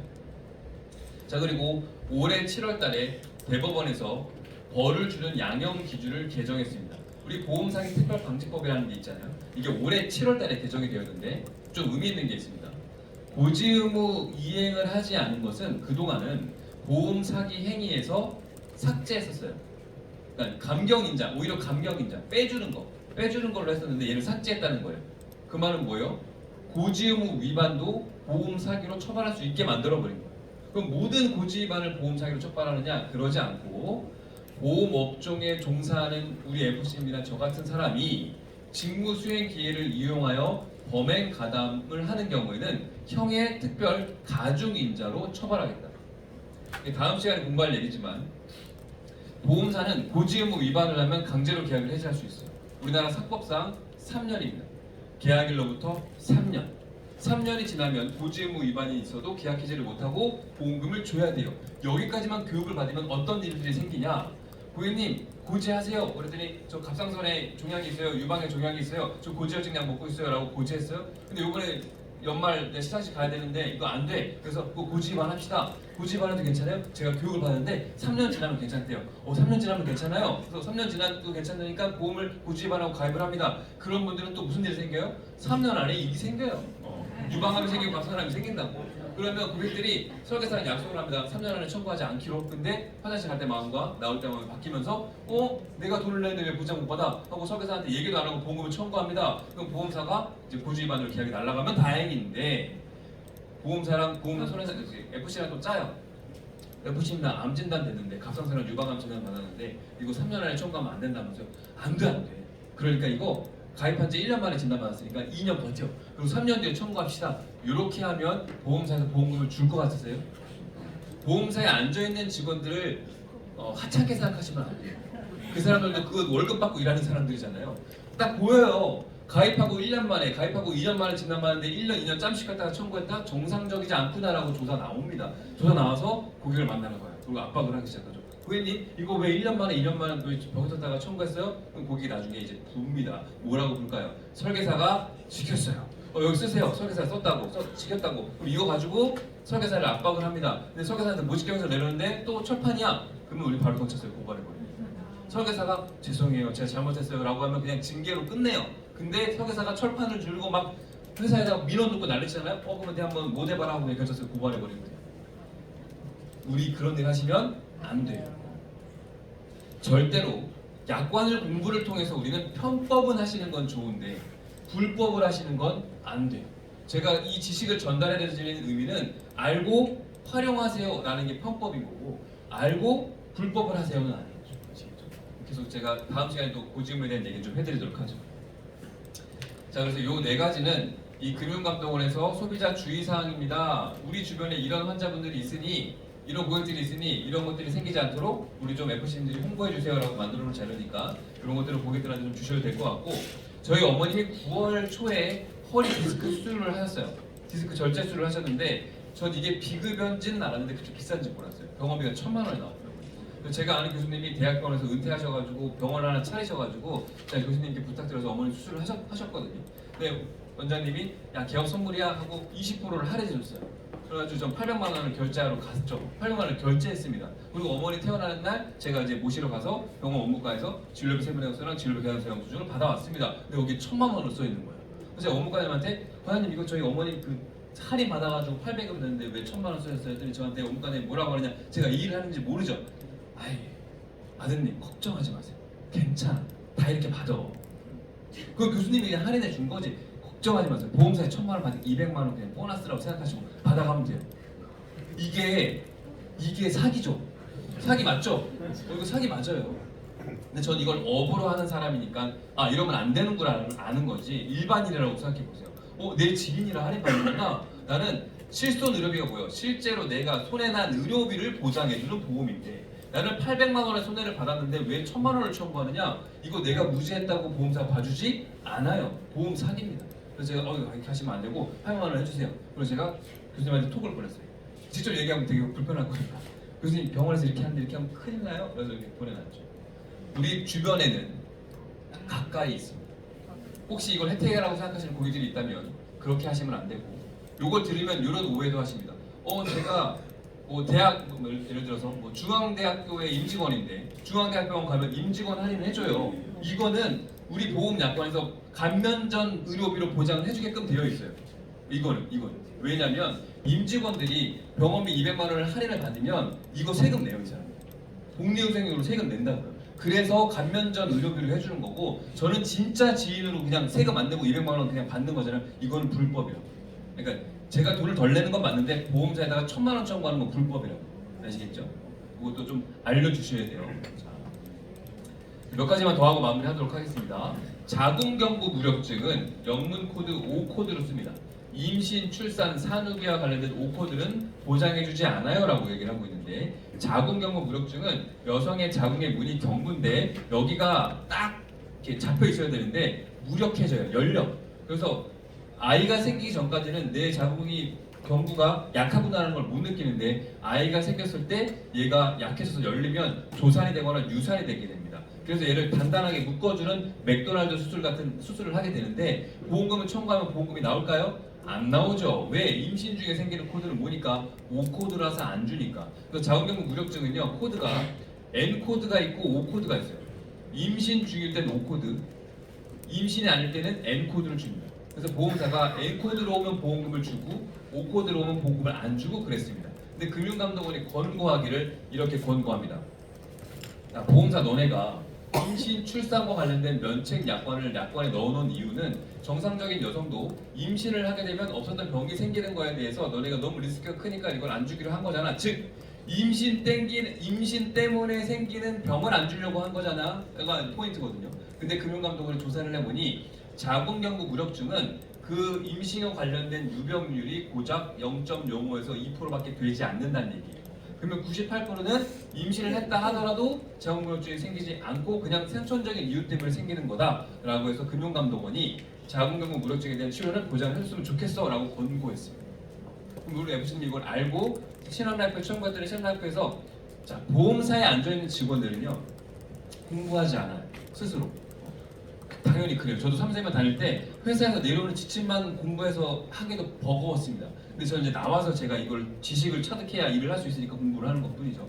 신한라이프든 보험사에 앉아있는 직원들은 금융감독원 자료 찾아보지 않아요. 회사에서 만들어놓은 지침대로 일을 할 뿐이죠. 그래서 FC님들이 보험사에 청구했더니 자궁경부 무력증은 5코드라서 보장이 안 되는 거잖아요 라고 안내를 해버리면 금융감독원에서 이거 한번 지급하라고 권고했는데 그거 한번 봐주시면 안 될까요? 라고 정중히 부탁을 해주시면 좋을 것 같아요. 그럼 심사 직원분들도 열에 한 명이라도 열에 두 명이라도 보장이 된다면 우리 FC 능력 때문에 보장이 되는 거니까. 그리고 우리 또 뭐 한다? 추가 계약한다. 태아보험 가입하고 가족계약 털고 이렇게 다 하는 거 아니겠습니까? 항상 보상 이후에 계약은 계속 의도해야죠. 진행을 해야죠. 지금 준비한 시간이 되는데 제가 10분만 더 써도 될까요? 10분만 더 하도록 하겠습니다. 고지의무와 관련된 거 우리 FC인들의 의견 한번 여쭤보죠. 자, 이분은 이거 다음 달에 공부할 건데, 표준체 계약의 최연수는 이렇게 생겼어요. 보험가입 전 3개월 이내, 보험가입 전 1년 이내, 보험가입 전 5년 이내에 치료한 것들을 고지하라고 되어 있고, 유병자는 3호, 3, 3, 다양한 게 있지만 표준체 계약은 이렇게 되어 있습니다. 그러면 표준체 계약의 3개월 질문 한번 같이 볼게요. 고객님 최근 3개월 이내에 의사로부 진찰 또는 검사를 통하여 다음 같은 의료기관 사실 있습니까? 질병 확정 진단, 질병 의심 소견, 치료, 입원, 수술, 투약한 사실이 있으면 고지하세요라고 되어 있습니다. 그리고 진찰 또는 검사란 건강검진을 포함한다라고 되어 있고, 질병 의심 소견이란 의사로부터 진단서 또는 소견서를 발행받은 경우를 말합니다라고 되어 있습니다. 저에게 많은 설계사분들이 물어봅니다. 팀장님 이거 고지해야 될까요? 말아야 될까요? 이건 제가 답해드릴 수 있는 내용은 아니에요. 왜냐하면 신한라이프의 인수 기준과 삼성화재, 삼성생명 모든 보험사의 인수 기준은 달라요. 그러니까 정확한 건 회사의 인수 기준을 확인해 보셔야 되는 건데 제가 교육해 드리는 건 기본적인 청약서에 대한 의미를 설명해 드리는 게 제가 교육해 드리려고 하는 겁니다. 자, 오늘 고객을 만나러 갔는데 고객님 5년 안에 치료했다는 거를 다 얘기해 보세요라고 했더니 제가 이제 여쭤볼 거니까 한번 대답을 해주셨으면 좋겠습니다. 제 교육 방식은 항상 질문하고 답을 받는 거고 틀리셔도 된다라는 말씀을 드리죠. 현장에 틀리지 않으면 되는 거니까. 5년 안에 제가 치료한 게 한 번도 없고요. 2달 전에 건강검진 나라에서 하라 그래서 그냥 한 게 전부예요. 제가 몸이 아파서 한 게 아니고 나라에서 나와서 하라고 했습니다. 그게 지난달에 2달 전에 했고 지난달에 건강검진 결과표가 왔는데 거기 써있기를 당뇨가 의심됩니다. 고지혈증이 의심됩니다. 다른 병원 가서 한번 진료 보세요 라고 써있었는데 제가 바빠서 다른 병원 안 갔어요 라고 얘기를 합니다. 그럼 이 사람은 3개월 이내 병원 갔다 온 거, 건강검진 갔던 것만 우리한테 고지했습니다. 이거를 FC님이 고지할지 말지를 판단하셔야죠. 우리는 전문가니까 고객이 판단하는 게 아니에요. 우리 FC님 이 사례는 고지해야 할까요? 안 해도 될까요? 해야 할까요? 안 해야 될까요? 안 해야 된다고 생각하시는 분? FC님 의견 안 해도 된다는 분의 의견을 여쭤보죠. 왜 안 해도 된다? 정식으로 의사가 얘기한 게 아니고 의심이 된다는 그냥 일반적인 내용으로 나왔기 때문에 정식으로 얘기하지 않았다. 의사가 소견서를 발행해 주거나 진료 의뢰서를 발행해 준 게 아니라 그냥 건강검진 결과표에 의심이 된다는 얘기를 나왔을 뿐이다. 우리 FC님 의견은 지금 똑같은 의견이잖아요. 그러니까 건강검진 결과표는 내가 달라고 한 게 아니고 그냥 검진 받으면 의뢰 나오는 서식이고 내가 진짜 몸이 아파서 의사가 또는 너 위험해 소견서를 써준 거 아니니까 고지 위반이 아니다 라고 주장하시는 거 맞죠? 다른 의견은 더 없으십니까? 저도 그렇게 생각을 했었고 그렇게 해서 보험사랑 싸워서 많이 이겨왔어요. 그런데 이게 민원이거든요. 금융감독원의 민원의 회신문이에요. 고객이 건강검진 결과표에 이렇게 나와 있는 걸 가지고 고지하지 않았다가 그 이후에 심근경색이 진단됩니다. 그랬더니 보험사가 너는 보험 가입 전에 질병 의심 소견에 해당되는데 고지하지 않았기 때문에 우리가 계약 해지하고 보험금을 안 줄 거야 라고 해서 고객이 민원을 넣은 거예요. 난 억울해요. 내가 병이 있어서 병원에 간 것도 아니고 진단서를 소견서를 받은 게 아니잖아요 라고 했더니 금융감독원의 답변이 나와 있는 거예요. 이게 우리가 앞으로 해야 될 지침서라고 보시면 되죠. 제가 다운받아 보시고 일부만 읽어드릴게요. 건강검진 결과표는 그 명칭이 비록 소견서는 아니지만 딱 여기까지 오면 느낌 오시죠? 자, 환자의 별도 요청 없이도 발행된다는 점에서 소견서의 일반적인 발급 방식과 차이를 보일 뿐 의사의 소견에 해당하고 이러한 건강검진 결과표에 당뇨병 및 고지혈증 수치가 높아 추가적인 검사 및 진단이 필요하다고 기재된 경우에는 처에서 정의한 질병 의심 소견을 볼 수 있으므로 보험사의 계약 해지와 보험금 지급 거절이 부당하다고 보기 어렵습니다. 제가 오늘 앞으로 업무는 어떻게 하면 된다? 고지해야 한다. 또 많은 FC님 저한테 이런 얘기를 물어봅니다. 건강검진 받은 건 괜찮은 거 아니에요? 아니요. 건강검진 한 것도 여기 포함된다라고 써있죠. 이것도 고지 대상입니다. 그러면 3개월 지나서 3개월 지나서 해야죠. 3개월 지나서. 이런 분들은 3개월 지나서 계약을 해야겠죠. 근데 또 조건이 있어요. 그분이 추가 병원을 안 가야 된다는 얘기죠. 약을 받지도 않아야 되고 그렇죠. 자, 피부에서 뭐 양성종양을 적출했는데 보험사가 수술비를 안 준대요. 뭐 이런 얘기를 하는 경우들이 있습니다. 그리고 보험사가 이런 얘기를 합니다. 근육충을 포함했는지 의사한테 소견서를 받아오세요. 라고 하는 경우도 있거든요. 그러면 근육충이 포함된다는 얘기는 보험 약관이 어디 있으며 보험사는 왜 보험금을 안 준다고 하는지를 말씀드리려고 하는데 고객들이 많이 물어보시는 것 중에 저 병원에서 수술이라고 했는데 이거 왜 보장 안 해줘요? 수술이냐 시술이냐가 중요한 게 아니고 우리 보험 약관에서 인정되는 수술이냐 시술이냐가 중요한 겁니다. 우리가 생각하는 의학적인 상식을 가지고 적용하면 안 되고 보험은 약관을 그대로 적용하면 되는데 우리 보험 약관에 수술의 정의라는 게 들어있습니다. 수술이란 일단 수술 이게 종수술이거든요. 수술 분류표에 포함되는 행위를 하는 것 중에서 기구를 사용해서 생체를 절단하거나 절제하는 조작을 하는 걸 우리는 수술을 본다라고 되어 있고 시술이나 수술이지만 수술비로 보장하지 않는 것 중에 뭐가 있느냐? 흡인, 천자, 신경 차단은 제외한다라고 되어 있고 신경 차단 아까 뭐에서 봤어요? 목하고 허리 디스크 주사 넣는 거 보장이 안 된다라고 보시면 되고 근데 여기 보면 내시경 내시경 여기 없다. 그 허리에 주사 치료를 하는데 바늘, 정말 주사기로 하는 건 신경 차단술이라고 하고 의료용 카테터라는 걸 넣고 하는 경우가 있어요. 얘는 보장해줘요. 일종 수비를 보장해줘요. 그래서 저 허리에 주사 치료했는데요. 그러면 환자한테 뭐라고 얘기합니다. 고객한테 병원에서 바늘로 넣는지 카테터로 넣는지를 확인해 주세요. 카테터로 넣었다고 하는데요. 그러면 카테터를 이용한 허리 주사 치료를 했음이라고 써 있고 진료를 세면서 카테터 처방이 되어 있으면 일종 수비를 갔을 수 있는 거예요. 왜? 우리 종수는 뭘로 되니까? 수술의 방법으로 보장을 해주니까. 자, 그리고 여기서 흡인, 천자가 뭔지 설명드릴게요. 흡인은 안에 있는 걸 바깥으로 빼내는 것, 빨아내는 것을 얘기합니다. 제가 엉덩이에 종기가 이만큼 났어요. 그래가지고 약을 먹어도 안 돼요. 그럼 병원에 가면 어때요? 피부과 가서 거기를 살짝 절개하고 안에 있는 농약을 바깥으로 빨아냅니다. 절개 배농술이라고 해요. 배농, 안에 있는 농을 바깥으로 배해낸다 합니다. 이거는 수술비가 보장될까요? 안 될까요? 칼로 잘라내는데 왜 안 돼? 흡인이라 안 돼요. 암 환자분들이 항암 치료할 때 원래 내 혈관에다 맞는데 한참 맞다 보면 혈관이 녹아서 없어져요. 그래서 팔이나 쇄골이나 여기에 이제 카테터를 꼽아요. 중심정맥관 삽입술이라는 걸 하게 됩니다. 이건 왜 하는 거냐면 약물을 넣기 위해서 하는 거예요.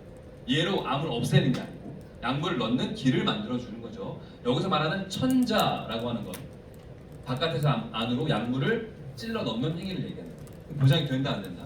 안 된다. 이렇게 이해하시면 될 것 같아요. 이게 약관이 이렇게 돼 있기 때문이라고 보시면 돼요. 그러면 의사들이 보험사에서 제가 여기 좀 이마가 찔렀는데 이걸 꼬맸어요. 팔이 찔렀는데 꼬맸어요. 그 근육층을 포함했는지 의사소견을 받아주세요라고 하는 건 왜 나오는 거냐면 수술분류표 13번에 보면 근육, 건, 인대의 관절 수술은 13-1종으로 보장해준다라고 써있기 때문이에요. 그래서 수술을 했는데 피부만 꼬맸어? 해당되는 게 없어요. 근육층까지 찢어졌어? 이걸 꼬맸어? 그러면 1종을 줄 수 있어요. 이게 포인트예요. 저 넘어져서 뭐 팔이 찢어졌어요. 골프장 가서 넘어졌는데 뭐 얼굴이 찢어졌어요. 이거 꼬맸다. 그럼 병원 가서 뭘 물어봐야 된다. 내가 꼬맨 범위가 근육층을 포함됐는지 안 됐는지를 받아서 청구를 하시면 된다라고 생각하시면 될 것 같습니다. 뇌혈관, 심혈관 진단비는 지난 시간에 해결했는데 이것도 잠깐 더 보장받기가 어렵다고 말씀드렸죠. 그래서 진단 코드 방식이 아니라 보험 약관에 보장되는 검사 결과가 되게 중요하다 말씀드렸어요. 검사 결과는 암은 조직 검사, 뇌혈관은 뇌혈관 조형 검사, 심혈관은 심혈관 조형 검사가 확진 검사의 결과 방법이다. 그래서 우리 FC님들이 고객들한테 하시면 안 되는 화법, 고객님 진단 코드 C 코드라 진단비 1,000만 원 나가요. 진단 코드 IU13 뇌경색이라 2,000만 원 나가요. 이렇게 얘기하시면 안 된다는 겁니다. 이것도 금융감독원이 민원을 넣었던 거예요. 고객이 경동맥 초음파를 해가지고 경동맥 협착이라고 하는 I65 코드를 받았고 의사가 평생 약을 먹어야 된다고 했습니다. 보험사에 보험금을 청구했더니 환자분은 초음파 검사만 하셨잖아. 초음파. 이 초음파 검사로는 확정 진단을 할 수가 없거든. 그러니까 조형 검사를 좀 해갖고 오세요. 라고 했더니 그 고객이 난리가 난 거예요. 야, 니네 보험 약관에 코드 맞으면 보험금 준다고 그랬지 이 검사 저 검사 해보라는 약관에 규정이 있어? 라고 얘기를 합니다. 그런데 금융감독원이 뭐라고 하느냐? 또 보험 약관은 얘기 안 하고 판례를 갖다가 얘기를 하죠. 대법원 판례에 따르면 그 진단에 기초가 되는 병력과 심전도 등의 결과적인 검사 결과가 충분하지 않거나 그러한 검사 결과 등 기초한 진단이 일반적인 의료기준에 미흡하다고 볼 수 있을 때는 그 의사가 진단해준 것만으로 보험금 지급 사유가 발생했다고 볼 수 없다라고 얘기를 합니다. 그러니까 보험사는요 약관대로 일하지 않아요. 그러니까 우리 FC님들이 고객이랑 똑같은 눈높이와 똑같은 지식으로 코드 방식으로 보험금 나가요. 보험사에다가 왜 코드가 많은데 보험금 안 나가요? 이 얘기를 하면 대화가 안 되는 거죠. 그러니까 우리가 공부를 해서 많이 아셔야 돼. 판례도 공부하고 이렇게 해서. 그러니까 고객들한테 우리가 금액을 언급한다는 건 나에게 책임 소재가 생길 수 있다고 생각하시고 금액을 언급하는 건 좀 많이 조심하셔야 돼요. 자, 그래서 저한테 상담 왔던 사례들 교보생명에서 뇌혈관 진단비를 보장 안 해준다는데 검토 좀 해주세요. 자, KS라는 병원, 광주에 있는 KS라는 병원에서 뇌동맥류 진단이 됐습니다. I67 확정 진단. 얘는 뇌혈관 질환 코드가 맞습니다. 1,000만 원, 2,000만 원 나간다는 안내를 하시겠죠. 근데 중요한 건 뭐다? 이 진단서가 중요한 게 아니라 검사 결과가 중요하다라고 말씀드렸죠. 지난번에 제가 말씀드릴 때 R/O라는 단어는 뭐다? 의심소견이다라고 말씀드렸어요. 의심소견이다. 그리고 얘는 뭐라고 얘기를 하는 거냐면 뇌동맥류라고 하는 건 뇌혈관이 이렇게 부풀어서 기형이 생기는 혈관 질환을 얘기하는 건데 카메라라고 하는 우리 MRI CT로 얘를 머리를 찍었을 때 얘가 뚜렷하게 뇌동맥류인지는 최소 1cm 이상이 되어야만 보인다고 의사들이 얘기를 합니다. 그게 아니면 얘가 이렇게 부어 있는 건지 아니면 정말 혈관에 이렇게 기형이 생긴 건지는 구분하기 어렵다라고 얘기를 해요. 그래서 판독제는 보통 뭐라고 나오냐? 얘가 지금 몇 센치예요? 3mm. 너무 작죠? 너무 작으니까 뇌동맥류인지 아니면 부어 있는 건지 DDX라는 건 감별이 필요하다고 써놓은 거예요. 영상 판독지는 정답을 얘기하고 있는데 우리 의사는 그냥 자기의 주관대로 최종 진단 뇌동맥류 I67 코드를 주고 우리 서계사님은 이걸 믿고 고객한테 1,000만 원 안내를 합니다. 보험사는 뭐라고 얘기해요? 고객님 이거는 중요하지 않고요. 이게 중요한 겁니다. 라고 얘기를 해요. 그러면 정답은 뭐예요? 검사 결과지가 중요한 거예요. 의사가 유방 초음파 해가지고 당신은 유방암이에요 라고 한다고 보험사 유방암 진단을 줘요? 조직검사상 암이 나와야 주죠. 이렇게. 근데 가장 화가 나는 건 사실 여기 있습니다. 이건 삼성생명에 있는 설계사분이 메디처에서 보험금을 못 받았다고 저한테 연락이 온 건데 안산에 있는 한도병원에서 협식 중에 확정 진단을 받았습니다. 심지어 이분은 심혈관 조형 검사라고 하는 정밀 검사까지 받았습니다. 근데 판독지가 뭐라고 나와 있다? 마일드.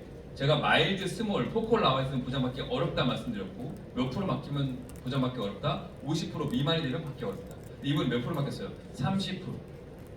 우리 보험약관에 신한라이프 보험약관 열심히 펼쳐보시고 메리츠 교체하시는 보험사건 다 펼쳐보세요. 거기에 50% 이상 막혀야지 보험금 준다는 게 써있지 않아요. 근데 보험사는 지들 마음대로 안 주는 거예요. 왜? 다시 원론으로 들어가면 많이 팔았으니까. 너무 많이 팔았어 손해보험. 그러니까 보험금을 안 줘야 되거든요. 안 주기 위한 핑계를 지들만의 내용으로 대고 있고 법원 판례를 가지고 들이밀고 있는 거예요. 그래서 의료장 제가 나중에 또 우리 현장 조사 나오면 동의하지 말아야 될 것들을 말씀드릴 건데 의료자문은 제발 동의하지 마세요. 제발. 그러니까 저한테 만약에 상담을 받고 싶거나 저에게 일을 맡기고 싶다면 일을 진행시키지 말고 연락을 주셨으면 좋겠어요. 이미 일을 다 해가지고 물을 싹 엎질러 먹고 저거 걸레질 하라 그러면 좀 못해요. 진짜 이거 누구도 못하는 일이에요. 그러니까 의료자문 동의는 하시면 안 되는 일이다. 참고하시고 나중에 또 구체적인 거 설명드릴게요. 자, 할 게 많은데 좀만 더 할게요. 노인장기 요양진단비라는 게 있어요. 우리가 장기 요양진단비라고 해서 1, 2, 3, 4급이라고 나오면 보험금을 주는 게 있거든요. 이 사건은 뭐였냐면 이 어르신이 몸이 이렇게 몸이 안 좋아. 그래서 자녀분들이 나라에다가 노인장기 요양 혜택을 주세요라고 신청을 했습니다. 근데 이분이 사망합니다. 사망하고 나서 노인장기 요양에서 3등급이 나왔어요. 그러면 보험사에 청구했을 거 아니에요. 유족분들이 보험금을 줬을까요? 안 줬을까요? 안 줬겠죠. 사망한 이유라서 안 주는 겁니다 라고 했더니 금융감독원이 민원을 넣습니다. 금융감독원의 답변이 뭐라고 나왔느냐, 답만 얘기해드리면 나중에 읽어보세요. 안 주는 게 맞아. 자, 이거는 피보험자가 보험 기간 중에 노인장기 요양의 수급 대상이 됐을 때 인정되는 것이지 보험 기간 중이 아니잖아요. 사망했으면. 그래서 안 나가는 겁니다 라고 얘기를 했다는 거죠. 그럼 우리가 이 민원 사례를 가지고 어떤 공부를 했으면 어떻게 활용하셔야 되느냐, 고객한테 장기요양 진단비 특약을 넣으셨습니까? 그러면 설명하셔야죠. 이런 사례들이 있으니까 몸이 진짜 안 좋아진 다음에 신청하시면 안 되고 조금 안 좋아진다 생각하면 일단 청구 먼저 해서 심사 받아보셔야 돼요. 이거 30일 걸리거든요. 30일 넘게 걸리는 경우도 있고. 그러니까 좋은 방은 판매하고 나중에 억울하게 못 받게 되는 상황이 생기지 않도록 우리 해보신지 이런 정보를 좀 많이 알려주셨으면 좋겠습니다.